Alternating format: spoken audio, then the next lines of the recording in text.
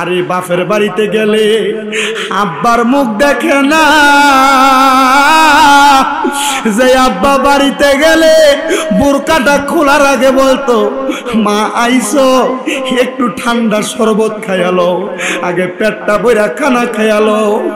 আগে যেই মা বাড়িতে যাওয়ার সাথে সাথে টান দিয়া বুকে লইতো, হাইয়া কোন মাইয়া জানি বাপের বাড়িতে যাওয়ার পর এমন আম্মার মুখটা দেখে না। সন্তান ভুইলা গেছো, তোমার মা রাত্রে ঘুমাইতো না রে, ঘুমাইতো না।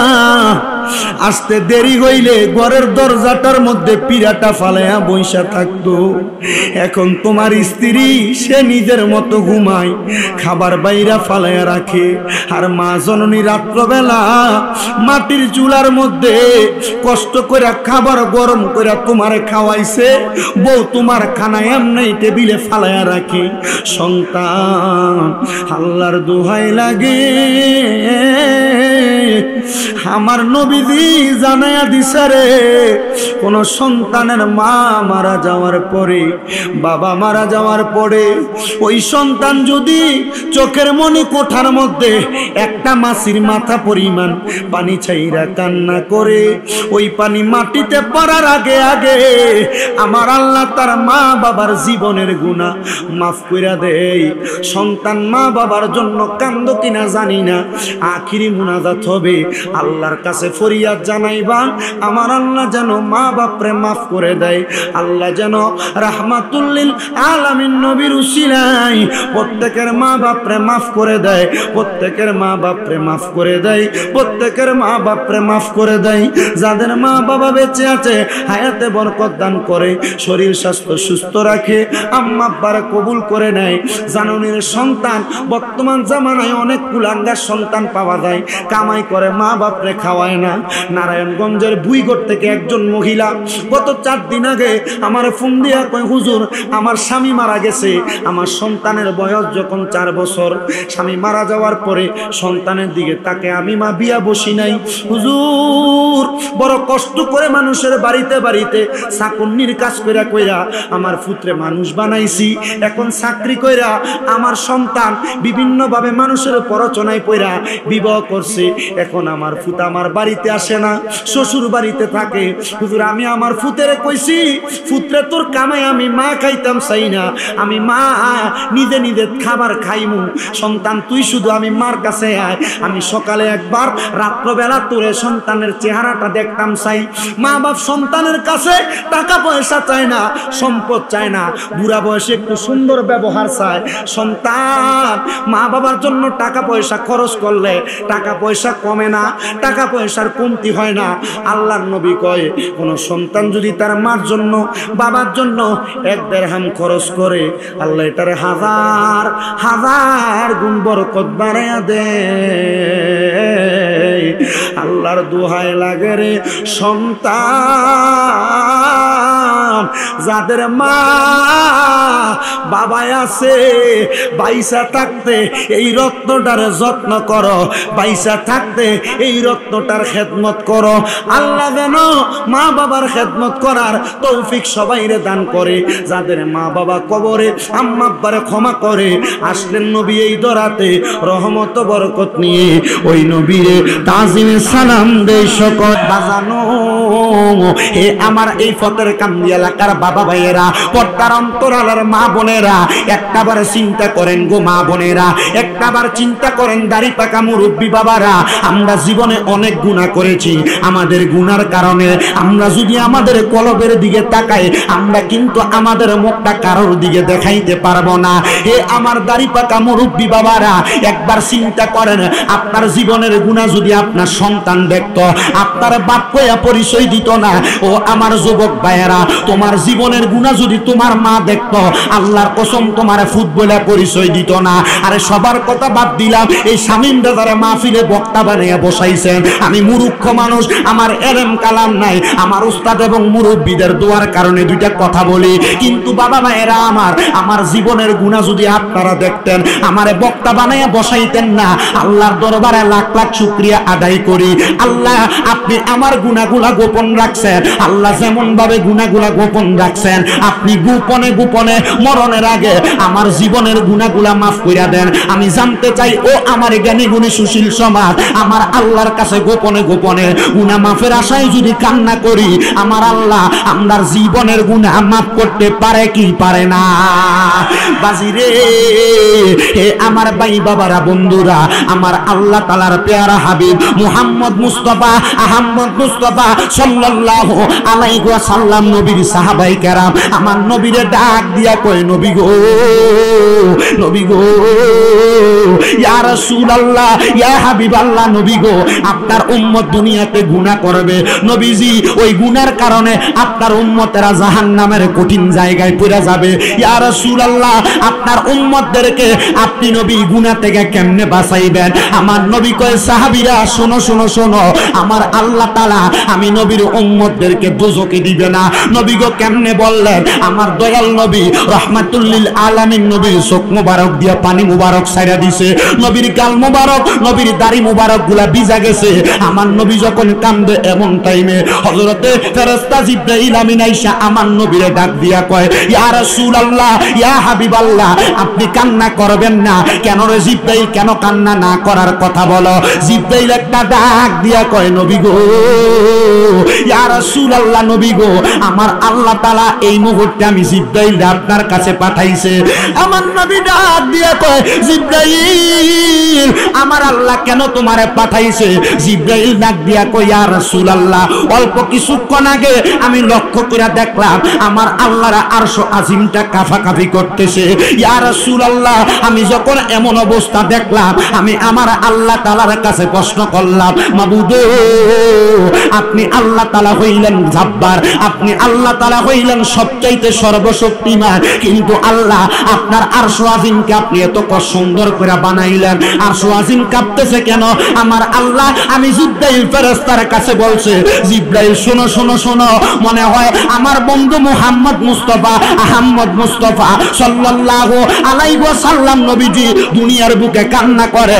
জিবরাইল, আমি আল্লাহ তাআলার পেয়ারা হাবিব মুহাম্মদ সাল্লাল্লাহু আলাইহি ওয়াসাল্লাম যদি কান্না করে, আর আমার হাবিবের উম্মতেরা যদি জীবনের গুনাহ মাফ করানোর জন্য কান্না করে, আল্লাহর কসম দুনিয়ার কোনো কিছু আমি আল্লাহর আরশ আজিমের খুঁটি লড়াইতে পারে না।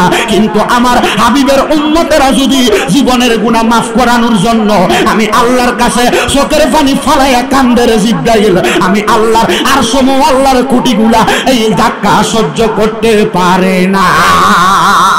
জিবরাইল কয়, ইয়া রাসূলুল্লাহ, আমার আল্লাহ তাআলা আপনি নবীর কাছে পাঠাইছে, আপনি নবী কেন কান্না করেন? আমার আল্লাহ তো জানে, তবুও জিবরাইলকে সাক্ষী বানায়, সাক্ষী বানায়। জিবরাইল কয়, নবী গো, কান্না করার কারণটা কি? আমার নবী কয়, জিবরাইল, আমার উম্মত গুনাহ করবে, কারণ আমার উম্মতেরা গুনাহ করার কারণে তারা তো বড় হতাশাগ্রস্ত হইয়া যাবে, আমার উম্মত জাহান্নামে যাবে, আমি নবী সহ্য করতে পারবো না।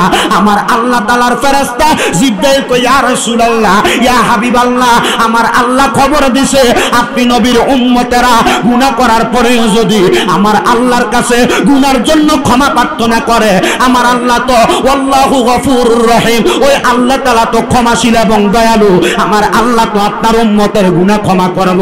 আমার নবীর মুখ মুবারকে, ঠোঁট মুবারকে তাবাসসুমা মুস্কি হাসি, আবার চোখের মধ্যে পানি দেখা যায়। জিবরাইল কয়, ইয়া রাসূলুল্লাহ, আপনি কান্না করেন, হাসতেছেন, কারণটা কি? আমার দয়াল নবী ডাক দিয়া কয়, জিবরাইল, আমার উম্মত গুনাহ করবে, আমি নবী এটা নিয়ে ভয় করি না, আমার উম্মত গুনাহ করবে এটা নিয়ে ভয় করি না। নবী গো, কি নিয়ে ভয় করেন?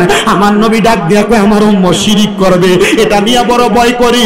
ও মুসলমান, শিরিক কোনটারে বলে জানোনি? শিরিক শব্দের এক নাম্বার অর্থ অংশীদার করা, শিরিক শব্দের দুই নাম্বার অর্থ হলো সমকক্ষ মনে করা, শিরিক শব্দের পারিভাষিক অর্থ হলো আল্লাহর জাত এবং সিফতের সাথে মাখলুকাতের সাথে তুলনা করা। যদি তুমি এমন শিরিক করে ফেলাও, আমার আল্লাহ কিন্তু শিরিকের গুনাহটা মাফ করবে না। এই জন্য আমি আমার জ্ঞানী গুণী ভাই বাবাদের কাছে জানতে চাই, আল্লাহ ছাড়া কাউকে সেজদা দিবেন না, আল্লাহ ছাড়া কারোর কাছে কিছু চাইবেন না।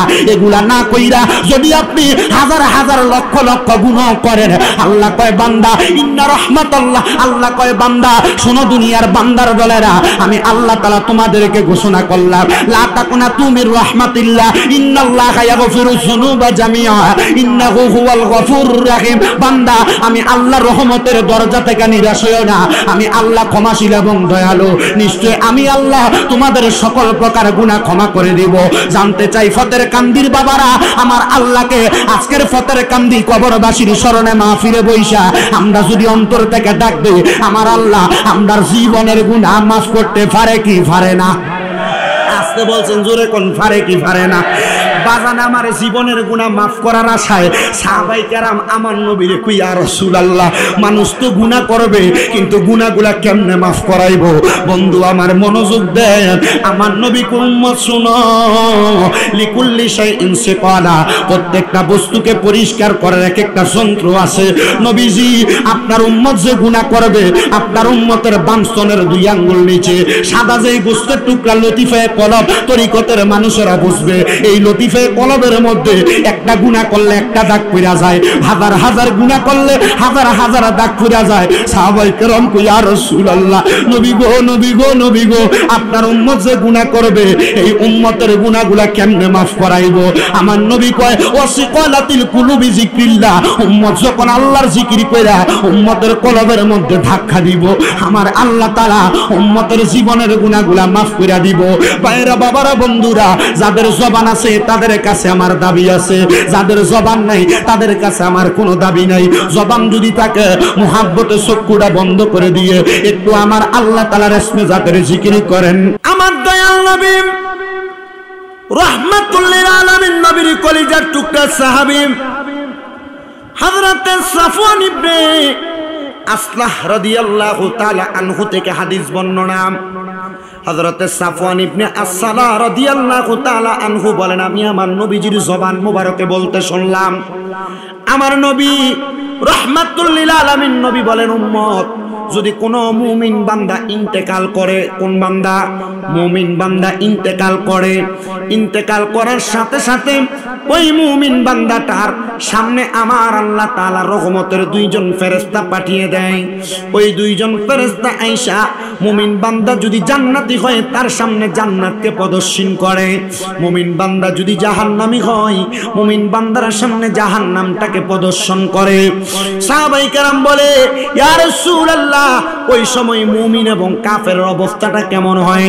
নবী আমার কান্না করেন আর ডাক দিয়ে বলেন, ও আমার সাহাবায়ে কেরামের দলেরা, মুমিন বান্দা জান্নাতটা দেখে দেখে আফসোস করে আর বলে, আল্লাহ তাআলা কখন আমি জান্নাতের মতো এত সুন্দর মাকবারার মধ্যে চলে যাব, জান্নাতের মধ্যে এমন এত সুন্দর স্থানের মধ্যে চলে যাব, মাকামের মধ্যে চলে যাব।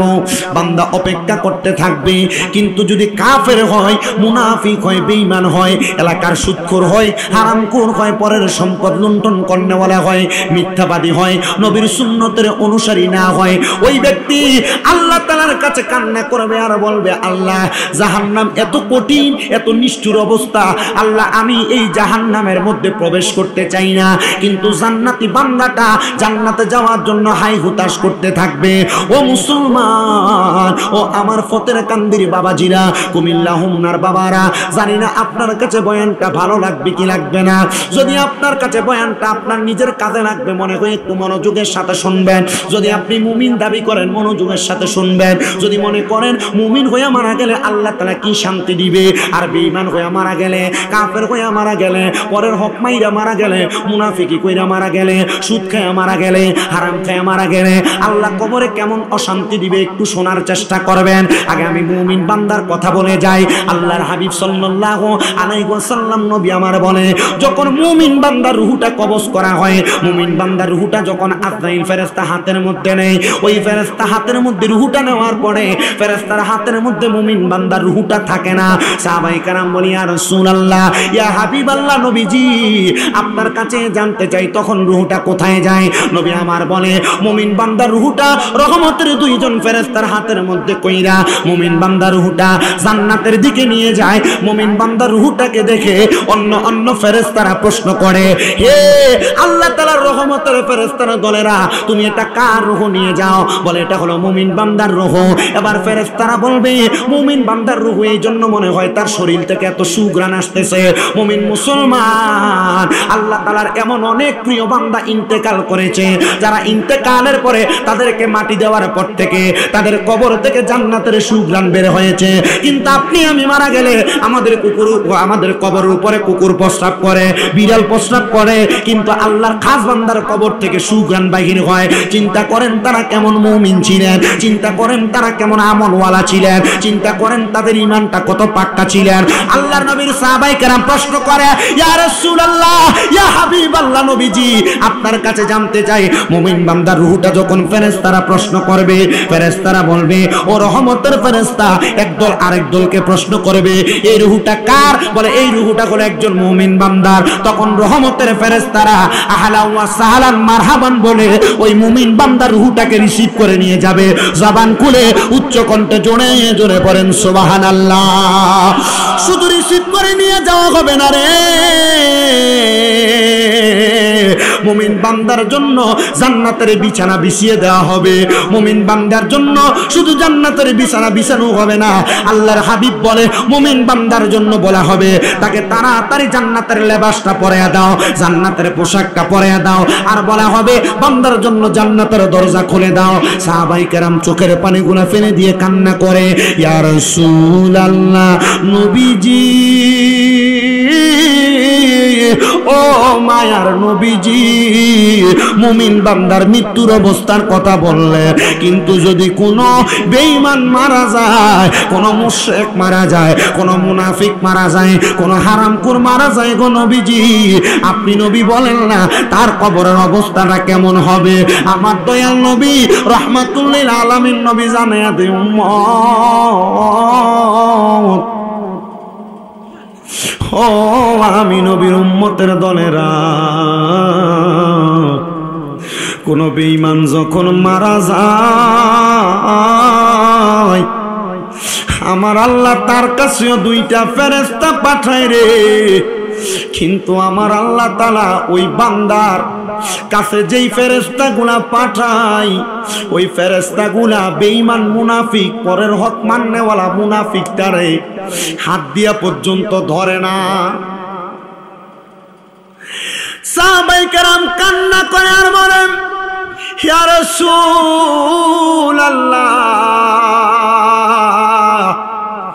বান্দাটাকে ফেরেশতা ধরে না, তবুও বান্দাটারে কেমন করে নিয়ে যায়।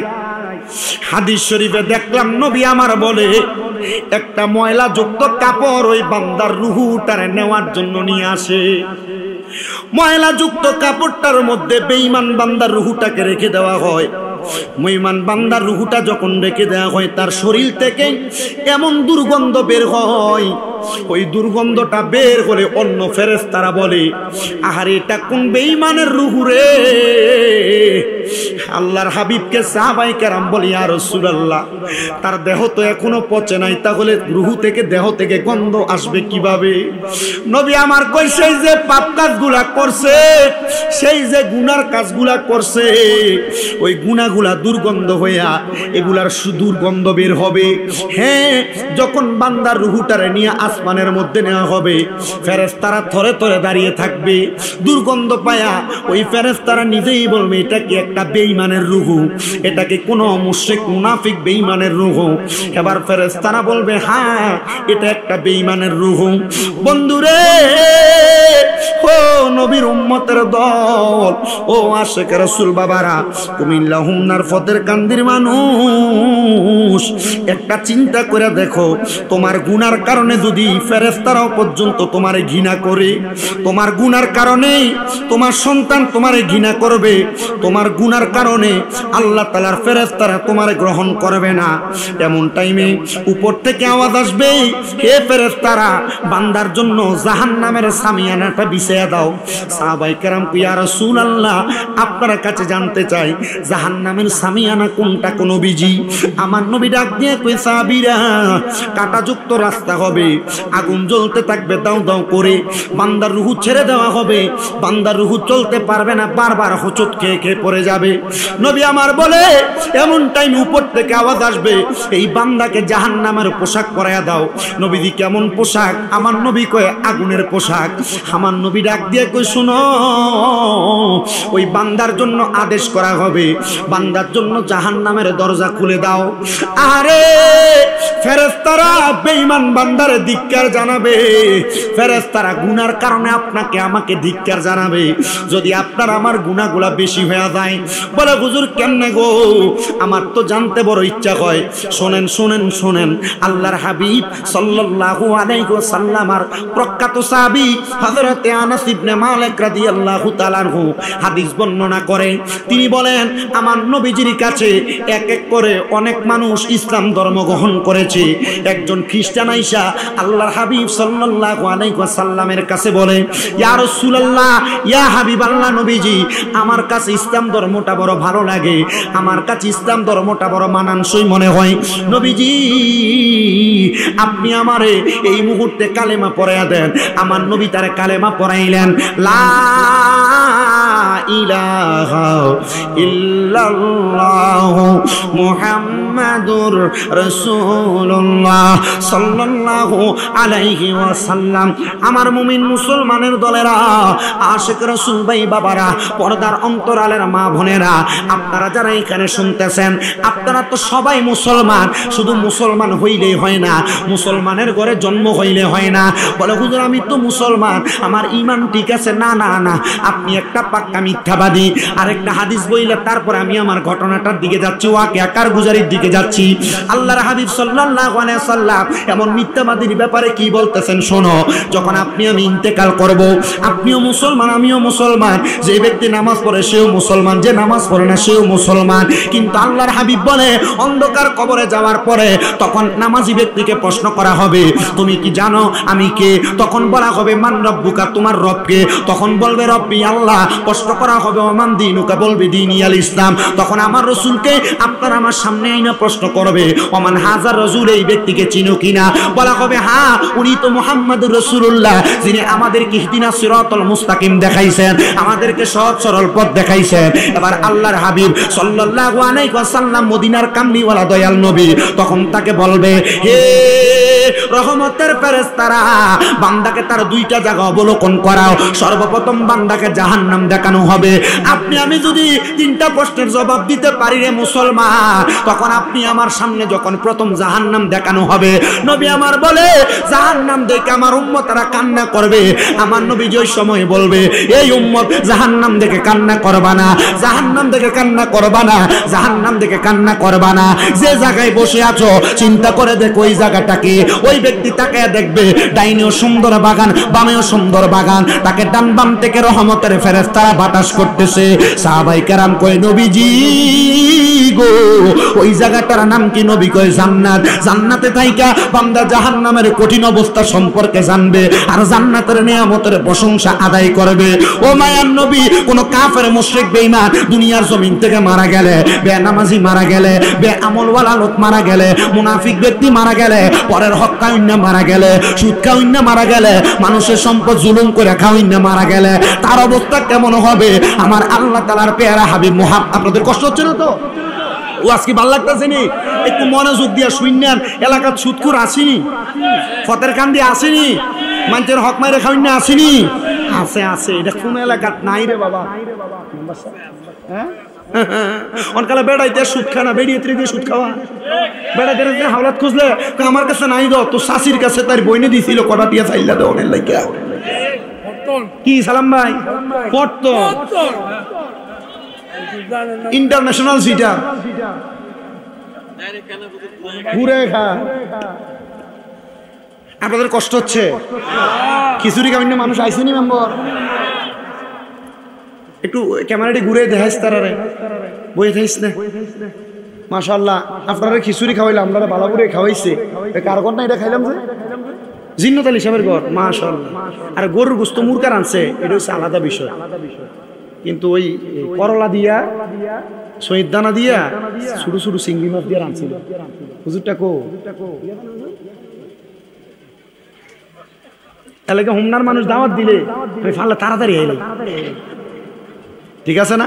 হোমনার মানুষ আলেমুল আমারে মোহাব্বত করে, ভালোবাসে। আমি বসে বসে হুজুরের অনেকক্ষণ বলছি, হোমনা, তিতাস, মুরাদনগর, বানসারামপুরের পশ্চিম সাইড আলহামদুলিল্লাহ যথেষ্ট পরিমাণে আলেমুল আমার প্রতি দুর্বল, সম্মান করে, তাজিম করে। তবে তাজিম এলাকার মসজিদের ইমামদের প্রতিও করেন একটু বেশি করে, দরকার আছে না? হ্যাঁ আলহামদুলিল্লাহ। ওই বেতন ৬,০০০ এক বছর চাউলের দামে ৩২। আলহামদুলিল্লাহ, আল্লাহ কবুল করো, আমিন করো।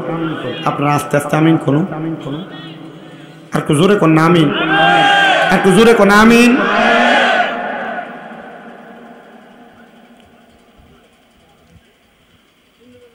যখন কোন বেঈমান, কোন মুশরিক, কোন মুনাফিক, কোন জুলুমবাজ, পরের হক খানেওয়ালা, সুদখোর, ঘুষখোর, হারামখোর, গুনাহগার ইন্তেকাল করে, ওই সময় বান্দা কবরে যাওয়ার পর ফেরেশতারা প্রশ্ন করে, মান রব্বুকা? বলে হুজুর প্রশ্নের জবাব কি এই ব্যক্তি দিতে পারে না? আরে পারে, এটি আরো আগে পারবো। অনেকে বলে না কবরে সওয়ালের জবাব দিতে পারবে না, এটি জবাব দিতে পারবো। আপনি যদি একবারে মূর্খ হন আপনি জবাব দিতে পারবেন, তবে অবস্থাটা কি হবে শোনেন। আমি গত পরশুদিন রাত্রে, বৃহস্পতিবার রাত্রে আমি হাদিস শরীফ তেলাওয়াত করছি, তিরমিজি শরীফের মধ্যে মুসনাদে আহমদে হাদিস বর্ণনা।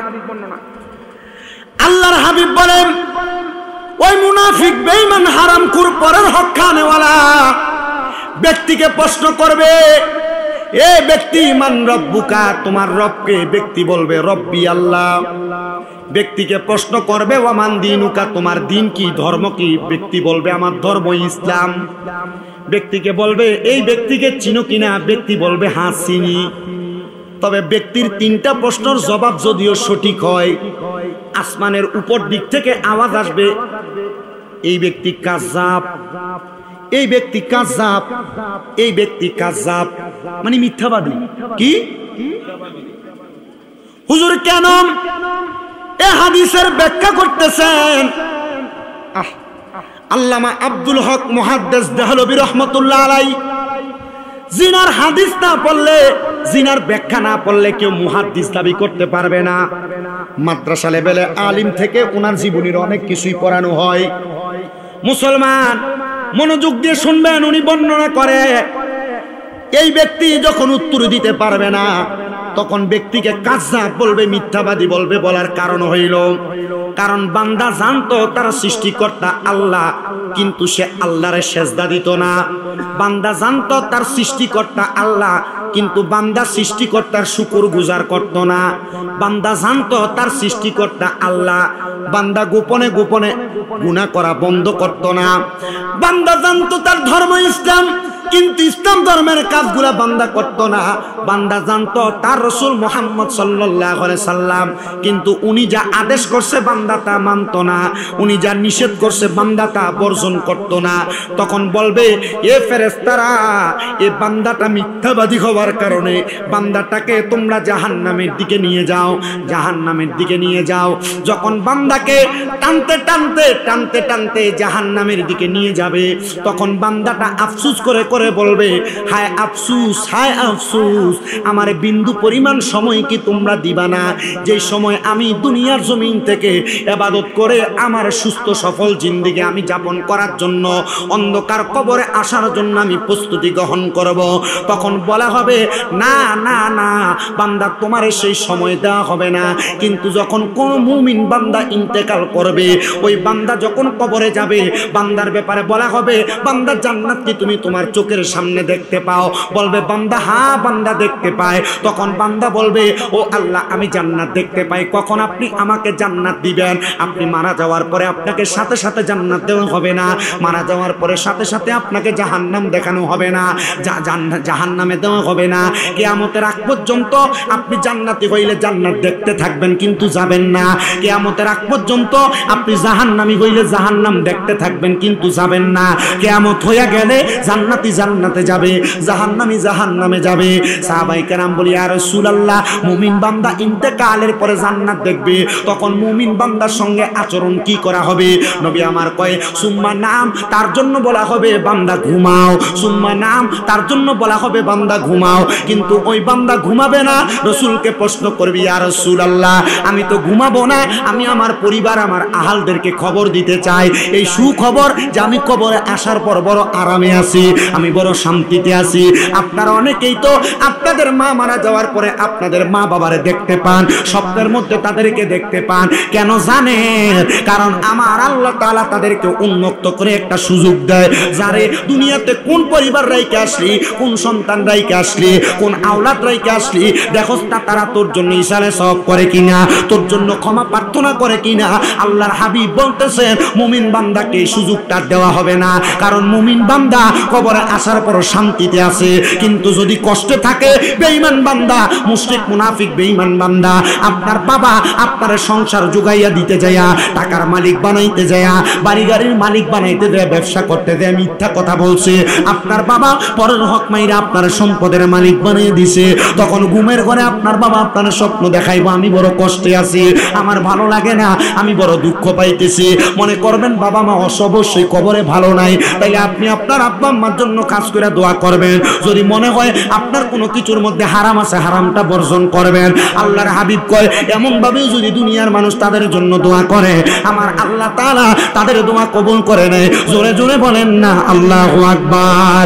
এই জন্য বাবা ভাইয়েরা বন্ধুরা আমার, আল্লাহর হাবিবের কথা, আল্লাহর হাবিবের কাজ, আল্লাহর হাবিবের প্রত্যেকটা কিছু অনুসরণ করবেন। আল্লাহ যেন নূর নবী রাহমাতুল লিল আলামিন নবীর দুরূদ শরীফের উসিলায় আমাদের যাদের মা নাই বাবা নাই প্রত্যেকের কবর জান্নাতের বাগান বানায়, যারা বেঁচে আছে হায়াতে তৈয়বা নসিব করে সবাই। জোরে একটি দুরূদ পড়িলে 10টি গুনাহ যাই ঝরে, 10টি নেকি হয় আমল নামায়। তাই তো সকল মুমিন ভাই নবীর দুরূদ পড়তাই, জানাও সালাম সোনার মদিনা, হায় রে সময় যায় পড় দুরূদ। ও ফাই বলেন পড় দুরূদ ফাই গো সময় যায় পড় দুরূদ। পড়িয়া হযরত বিল্লাল নবীর প্রেমেতে হইয়া মাতাল, শৈল কত মায়ার জালাতন, বিল্লালের পবিত্র এই মুখে নবীর দুরূদ পড়ে, কাটাইল তাহার ইমানি জীবন রে সময় যায় পড় দুরূদ। ফাই বলেন পড় দুরূদ নবী, হাই গো সময় যায় পড় দুরূদ। নবীর দুরূদ পড়িলে পাইবার যে মাহাশরে, পাইতে চাইলে দুরূদ পড় সর্বদাই, দেহ হবে দিলের রওশন পড় রে মুমিন ঘর, জানাও সালাম সোনার মদিনায় রে সময় যায় পড় দুরূদ নবী মুস্তাফায় বলেন পড় দুরূদ। সময় যায় পোষাও সালাম সোনার মদিনায় গো সময় যায় পড় দুরূদ। ফাই বলেন পড় দুরূদ। সময় যায় আমার ভাইয়েরা, বাবারা, বন্ধুরা গভীর মনোযোগ দিবেন। তো যে কথাটা বলতেছিলাম, আল্লাহর হাবিবের কাছে একজন ইহুদি আইসা ডাক দিয়া কই, নবী গো, নবী গো, ইয়া রাসূলুল্লাহ, আপনার ইসলাম ধর্মটা আমার কাছে বড় ভালো লাগে। আপনারা বলেন আমরা মুসলমান, কথাটা সত্য নেই? হ্যাঁ, জোরে কোন। যদি সত্য হয়, আপনার কাজকর্ম কি মুসলমানের মতো হবে না ইহুদিদের মতো হবে? মাশাআল্লাহ, কত সুন্দর উত্তর দেয়। আল্লাহু আকবার, আল্লাহ কবুল করত। কিন্তু আপনার ফুতের বিয়া, জিয়ের বিয়া, নাতির মুসলমানি, এটার ভিতরে গান বাজনা হয়। হ্যাঁ, হয় না? হয় না? মারহাবা। আমি শীতপুরের বদনাম করতাম না বইয়া, তুই তো আরেকটা শতা বন্ধ। ও আচ্ছা, বন্ধ আছে, মারহাবা। অনিতা নয় না, মারহাবা। আল্লাহ ইসলাম প্রিয় মানুষ আল্লাহ কবুল করুক, জোরে কোন আমিন। ইহুদি ডাক দিয়ে তুই ইয়া রাসূলুল্লাহ ইসলাম গ্রহণ করান। আলহামদুলিল্লাহ, কালেমা পড়াইয়া দিছে। কিতাব প্রমাণ করে, আমার নবী কয় এই ইহুদি থেকে মুসলমান হওয়ার পরে উনি সূরা আলে ইমরান লেখছে। কোন সূরা? তার মানে তিনি ওহী লেখছে। কি লেখছে? সূরা বাকারা লেখছেন, সূরা মায়েদারও লেখক তিনি। আল্লাহ বলছেন আমার নবীর মাধ্যমে জিব্রাইল জানাইছেন, আর সাহাবীটা লেখছেন। দেখেন, আমার নবী রাহমাতুল লিল আলামিন নবী ডাক দিয়া বলেন, তার ইন্তেকালের 3 দিন আগে সেই ব্যক্তি মুসলমান ধর্ম ত্যাগ করছে, আবার সে তার পূর্বের ধর্ম গ্রহণ করছে, মানে খ্রিস্টান হয়ে গেছে। আমার বাবাজিরা, ওই ব্যক্তি যখন ওই খ্রিস্টান ধর্ম গ্রহণ করল, গ্রহণ করার পরে তার যখন ইন্তেকাল হয়, ইন্তেকাল করার পরে তার খ্রিস্টান ধর্মের মানুষেরা তাদের ধর্মের ন্যায় মোতাবেক, ধর্মের নিয়ম মোতাবেক তারা সুন্দর করে তাদের নিয়ম পালন কইরা মাটি খুইরা তারে খাদাইছেন। খাদানের পরে পরের দিন সকালবেলা ওই এলাকার মানুষ দেখে ওই ব্যক্তির লাশটা কবর থেকে কবর উপরের দিকে উঠাইয়া ফালাইয়া দিছেন, আর কবরের মাটিগুলা চারদিকে ছড়াইয়া ছিটিয়া পড়া রইছে। ইহুদি দলের মানুষেরা আইসা মন্তব্য করে, মনে হয় মুহাম্মদ আমাদের এই ব্যক্তি তার ধর্ম ত্যাগ করার কারণে তার লোকের মাধ্যমে তার লাশটা কবর থেকে উঠাইয়া ফালাইয়া দিছে। নাউজুবিল্লাহ নাই? কথা কি আপনারা বুঝতেছেন তো? মানে সে ইসলাম ধর্ম গ্রহণ করে আবার খ্রিস্টান হয়ে গেছে। মারা যাওয়ার পর খ্রিস্টানেরা তাদের ধর্ম অনুযায়ী তারা মাটি দিচ্ছে, দেওয়ার পর পরের দিন সকালবেলা এসে দেখতেছে এই লাশ আর কবরে নাই। কে জানি এটা কবর থেকে উঠাইয়া ফালাইয়া রাখছে, মানে লাশটা এবড়ো থেবড়ো অবস্থায়, মানে ফালাই দিলে যেমন হয় এমন, আর কবরের মাটিগুলো ছড়াইয়া ছিটিয়া রয়েছে। ইহুদিরা আইসা বলতেছে মনে হয় মুহাম্মদের ধর্ম ত্যাগ করার কারণে তার লাশটা এমন ভাবে ছড়াইয়া ছিটিয়া পড়ে রয়েছে, মাটিগুলো এলোমেলো হয়ে পড়েছে। জোরে কন্যা নাউজুবিল্লাহ।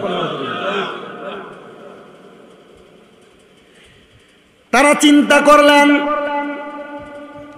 তাকে আমরা 3.5 হাত মাটি খুইরা দাফন করলাম, যেহেতু তার লাশটা কবরের মধ্যে রাখা যায় নাই, আজকে আমরা কবরটারে তার চাইতে ডাবল করে গর্ত করব। 7 হাত গর্ত করে তারা আবার কবরে রাখছে, তার কবরের উপরে মাটি দিছে। দেওয়ার পর সবাই সবার বাড়ি ঘরের মধ্যে গেছে। পরের দিন সকালবেলা আইসা দেখে গতকালকে যেমন অবস্থা ছিল ওই ব্যক্তির লাশটা এমন ভাবে এলোমেলো অবস্থায় পড়ে আছে, কবরের মাটিগুলো এলোমেলো অবস্থায় পড়ে আছে। ইহুদিরা বলল যেমন ভাবে এই ব্যক্তির অবস্থা দেখা যায় মনে হয় মুহাম্মদের লোকেরা তারা এমন অত্যাচার অনাচার করতেছে। আপনারা বলেন যদি কোনো হিন্দু হয়, খ্রিস্টান হয়, মুসলমান তার সাথে কোনোদিন এমন আচরণ করেনি? ইসলাম এটা শিক্ষা। হিন্দু হোক, খ্রিস্টান হোক, বৌদ্ধ হোক, সে তার ধর্ম পালন করবে, আমরা মুসলমান মুসলিম ধর্ম পালন করব, আমাদের ধর্মের সৌন্দর্য তার কাছে উপস্থাপন করব, তার ভালো লাগলে আমাদের ধর্মের সৌন্দর্য দেখা আমার কাছে আসব। তো আমার ধর্মের সৌন্দর্য মুখের মধ্যে সুন্নত দাড়ি রাখা, আপনি এই হিন্দুর ভূতের কাছে যান দাড়ি ছাড়ার লেগে।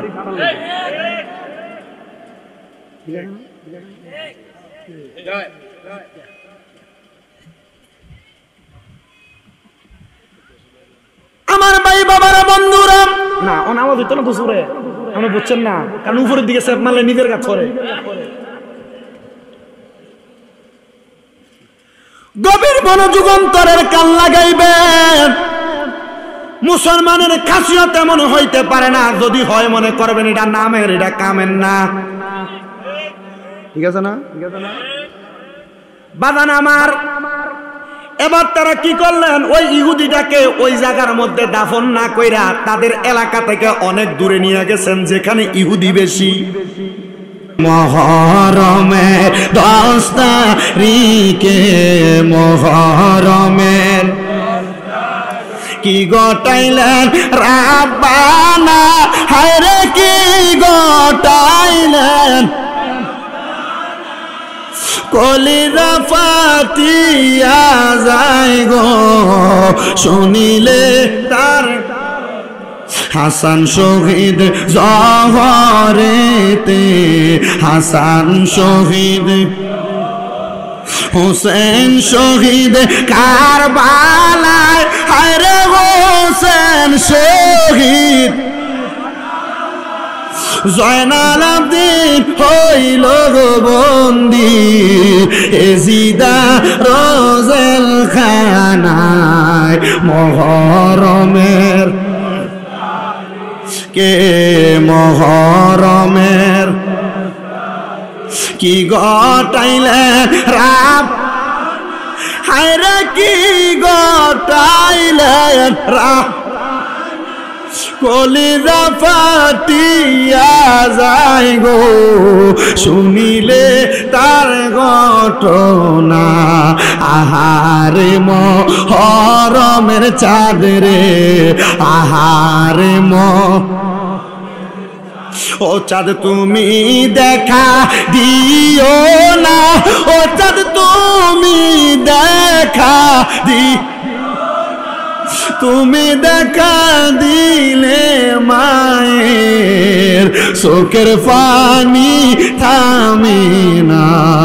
মুহরমের রিকে মুহরমের কি গটাইলেন রাব্বানা, হায়রে কি গটাইলেন,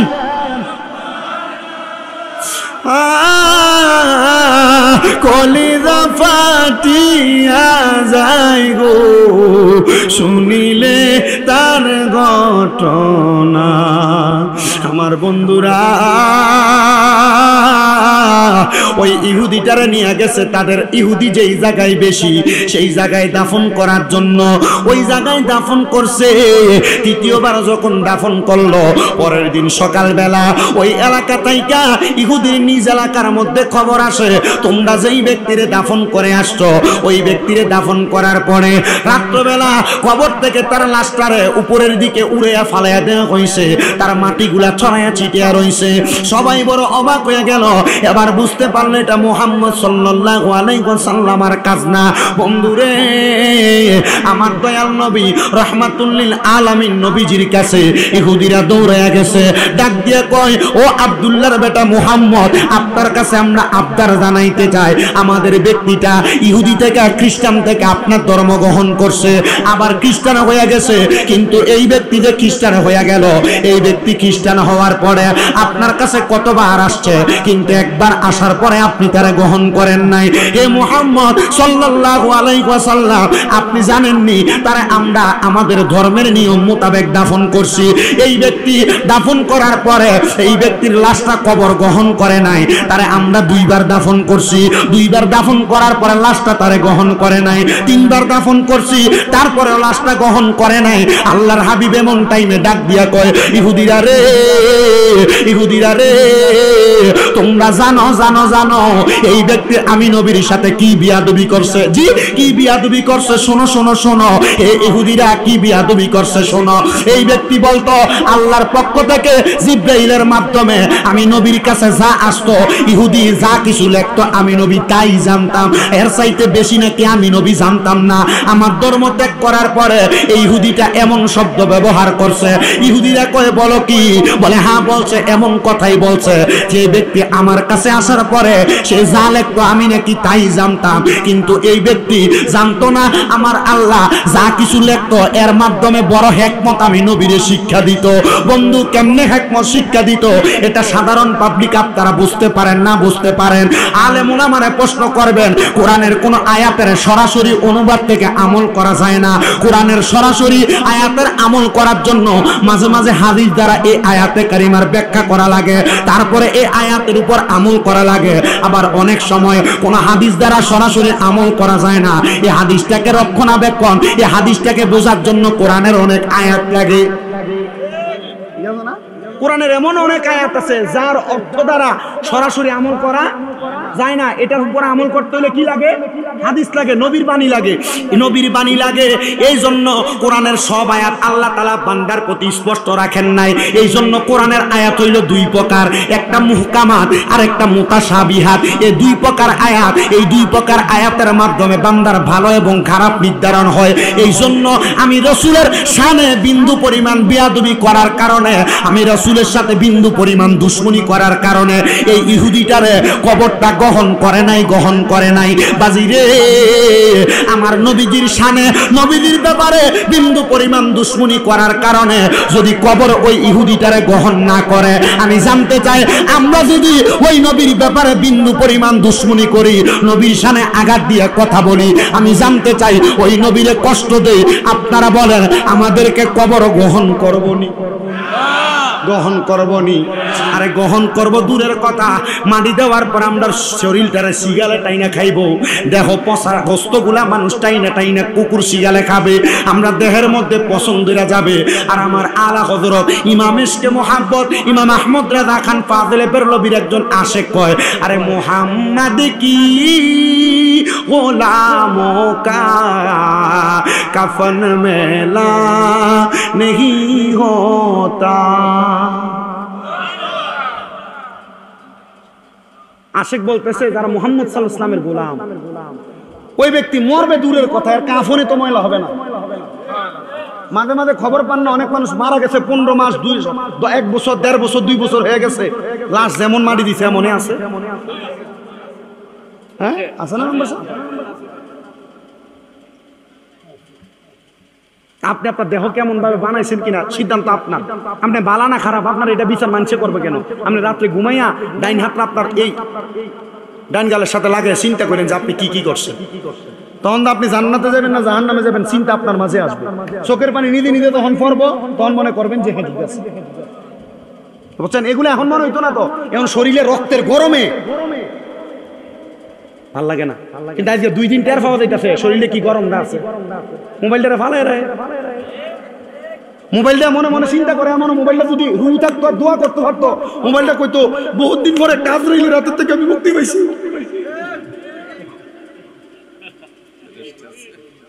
মোবাইলটা একটু রেস্ট হইছে। আপনি চিন্তা করছেন?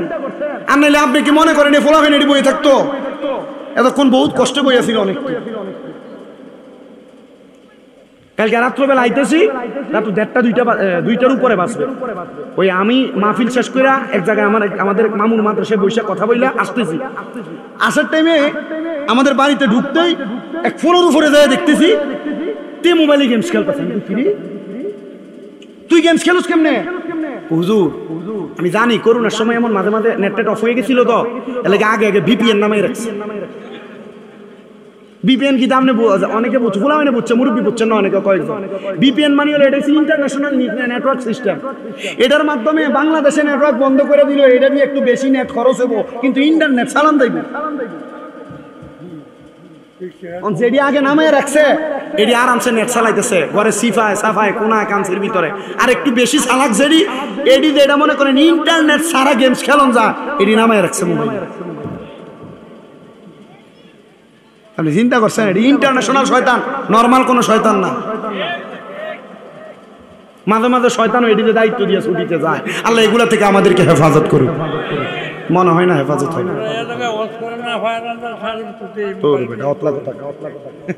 আল্লাহ যেন কবুল করে, কোন আমিন। তো যেই কথাই বলতেছিলাম, আমার নবীর শানে সামান্য বেয়াদবি করার কারণে ইহুদির লাশটা, সে কি আসলে কি ইহুদি ছিল না মুসলমান? কথা কয় না, ইহুদি ছিল না মুসলমান, কিন্তু ইন্তেকালের 3 দিন আগে ইহুদি হয়ে গেছে গা। ও বন্ধু, আমার নবীর শানে বিন্দু পরিমাণ বেয়াদবি করার কারণে